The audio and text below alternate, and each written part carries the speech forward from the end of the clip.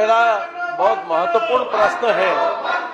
सम्मानीय आवास पर्यावरण मंत्री से मैंने रायपुर मास्टर प्लान के संबंध में संपूर्ण जानकारी और जानकारी में एक बात को माननीय मंत्री जी ने कहा है कि मास्टर प्लान के लिए कमेटी बनाई गई है जिसकी जांच चल रही है। मैं आपके माध्यम से माननीय मंत्री जी से पूछना चाहता हूं कि मास्टर प्लान की कमेटी ने जो जांच प्रक्रिया की उसमें उसने किसकी चीज की सिफारिश की और उसके ऊपर क्या कार्रवाई की है, जरा ये स्पष्ट कर दे।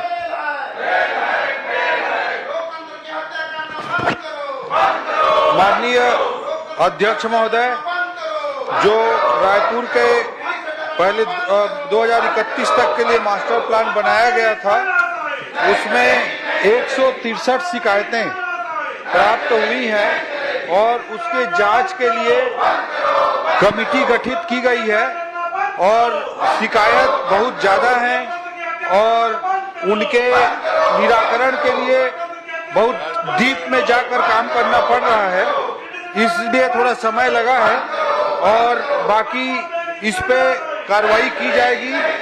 जो जांच कमेटी की जैसे भी निष्कर्ष आएंगे उसके अनुरूप एक्शन भी लिया जाएगा।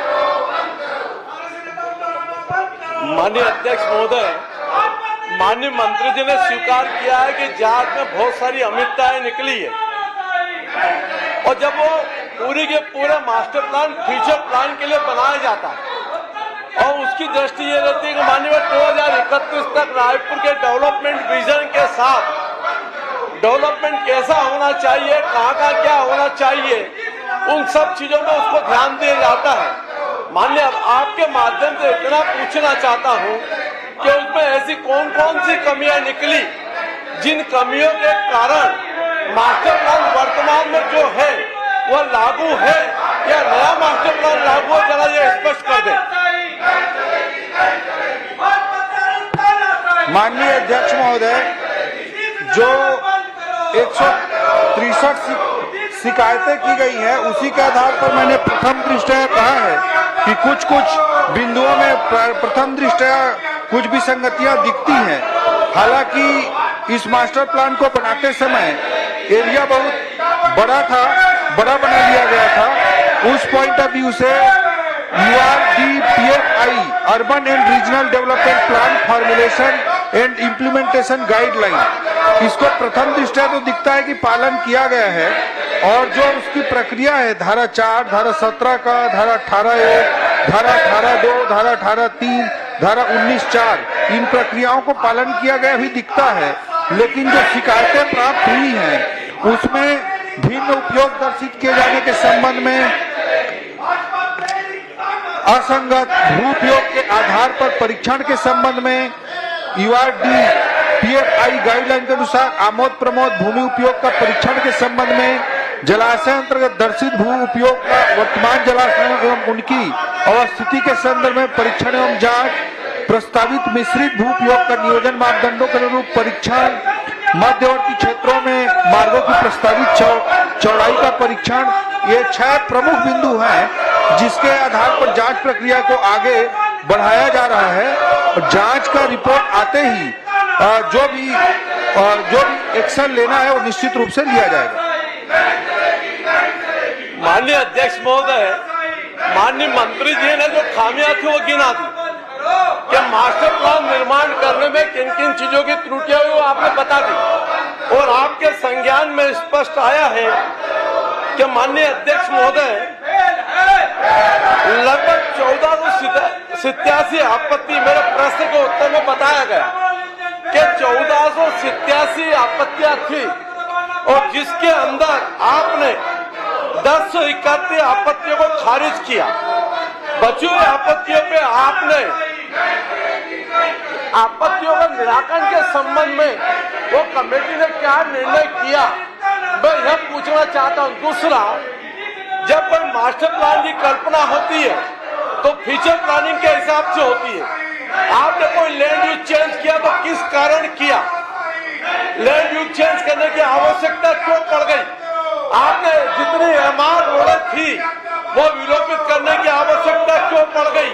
और इसके पीछे स्पष्ट मेरा मत है कि की सरकार ने जिस प्रकार से मास्टर प्लान को लेकर के रायपुर शहर के अंदर भूमाफिया और बिल्डरों के साथ में साठगांठ करके मास्टर प्लान का जिस प्रकार का दुरुपयोग रायपुर शहर में किया है, मेरा स्पष्ट आरोप है माननीय अध्यक्ष महोदय, जब उसके अंदर आपने एमआर रोड निकाली है, जिस प्रकार ट्रैफिक का यातायात का घनत्व बढ़ते जा रहा है और आप एमआर रोड को विलोपित कर दे रहे, इसका उद्देश्य क्या है जरा स्पष्ट कर दे।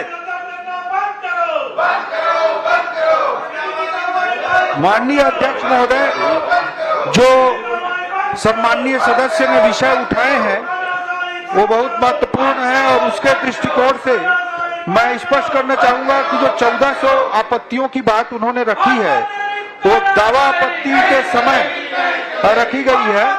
जो ये प्रारूप विकास योजना का प्रकाशन जो जिला स्तर पर धारा 18 के अंतर्गत होता है, 15 नवंबर 2022 को किया गया था। उसके तारतम्य में प्राप्त आपत्ति और सुझाव ये 1487 प्राप्त हुए थे। उसमें 352 मान्य हुए हैं, आंशिक मान्य 111 हुए हैं और अमान्य 1024 हुए हैं। लेकिन जो जांच समिति अभी तो गठित की गई है, उन जांच समिति गठित की गई है उसके समक्ष 163 शिकायतें आई हैं और जो सड़कों के विलोपन की बात सम्माननीय सदस्य ने उठाई है उसके संबंध में मैं स्पष्ट करना चाहूंगा कि कुल पुराने मास्टर प्लान में 77 मार्ग थे, 70 मार्ग मेजर रोड थे एवं 7 बाहरी मार्ग थे। इसमें 77 मार्गों में से 4 मार्गों को विलोपित किया गया है और 73 मार्गों को मूलतः को कुछ परिवर्तनों के साथ यथावत रखा गया है।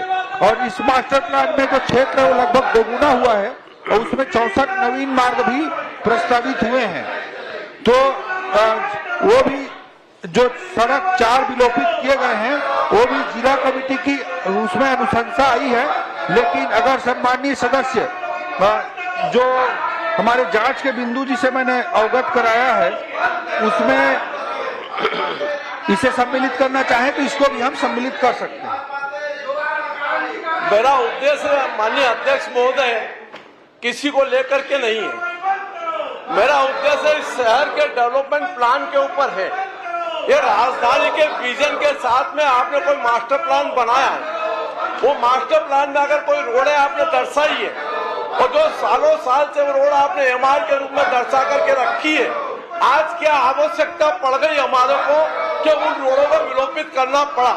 दूसरा, मैं आपके माध्यम से एक उदाहरण देना चाहता हूं क्योंकि आप रायपुर के कलेक्टर भी रहे, रायपुर नगर निगम के कमिश्नर भी रहे और रायपुर की भौगोलिक दृष्टि को आप जानते हैं और आज आप वित्त मंत्री के रूप में आप काम कर रहे हैं, आप बहुत अच्छे प्रशासक भी रहे।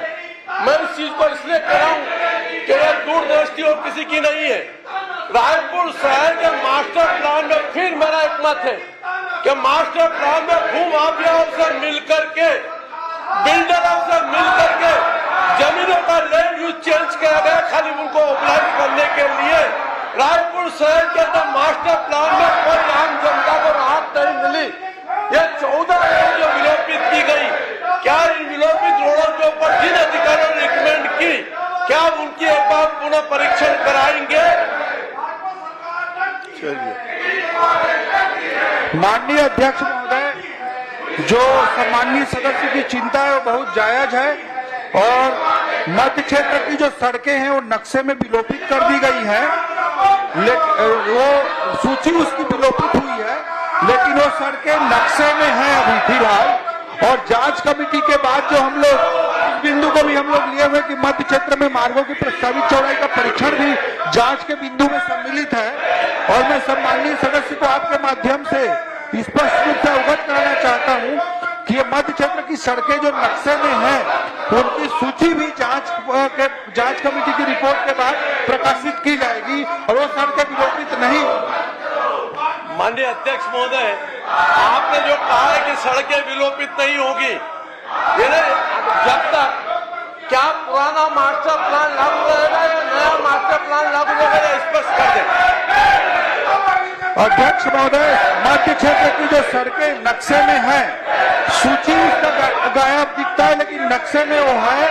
और कोई भी नक्शा पास करते हुए या कोई विकास अनुज्ञा देते हुए नक्शे के आधार पर उसे मानकर ही अनुमति दी जाएगी। मैं आपको स्पष्ट कर देना चाहता हूं अध्यक्ष महोदय, क्योंकि आप जिस प्रकार के बता रहे हैं उन रोडों के ऊपर भूमाफिया उन्हें प्लाट काट करके बेच दिया।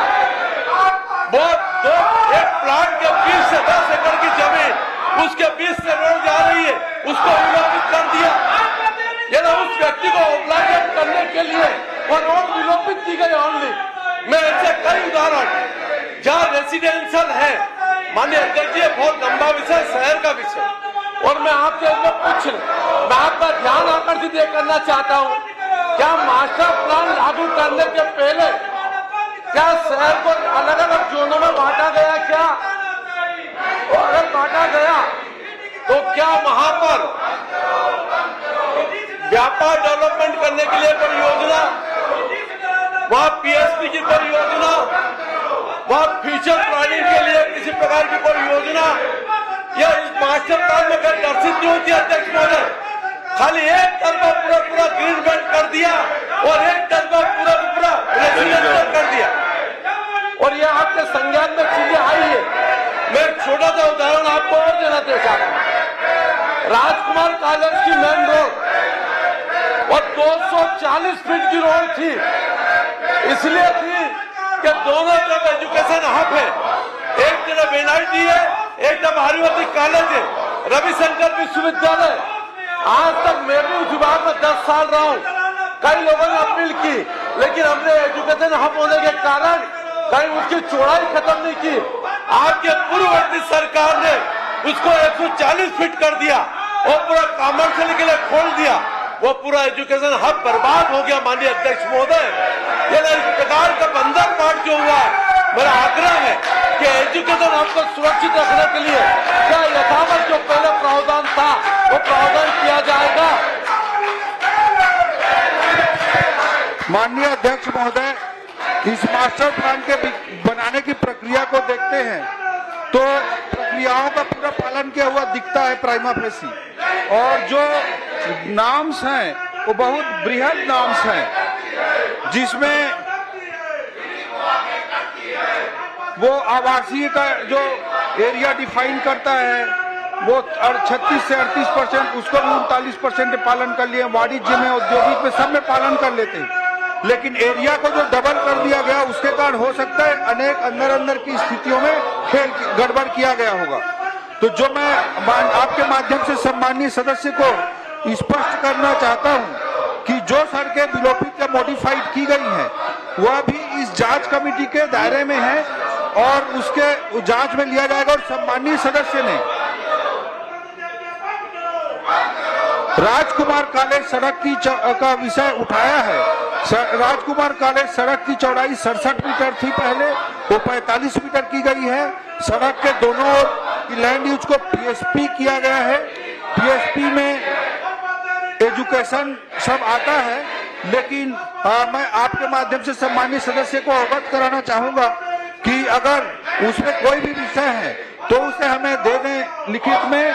इस जांच कमेटी की रिपोर्ट में हम उसको शामिल करके ठीक कराने का काम करेंगे। चलिए माननीय अध्यक्ष जी, एक बहुत महत्व का विषय है। माननीय मंत्री जी ने बताया है कि जिस प्रकार से मास्टर प्लान का निर्माण होता है उसके अंदर इतना % लैंड यूज पीएसपी के लिए आरक्षित करना है, इतना % रेसिडेंशियल के लिए आरक्षित करना है, इतना ग्रीन बेल्ट छोड़ना है, इतना आपको कमर्शियल छोड़ना है। क्या रायपुर के सराउंडिंग चारों तरफ यह इसके नाम्स का पालन किया गया कि नहीं किया गया? स्पेसिफिक प्रश्न। आपने एक तरफ छोड़ दिया पूरा और एक तरफ पूरा रेसिडेंशियल कर दिया आपने।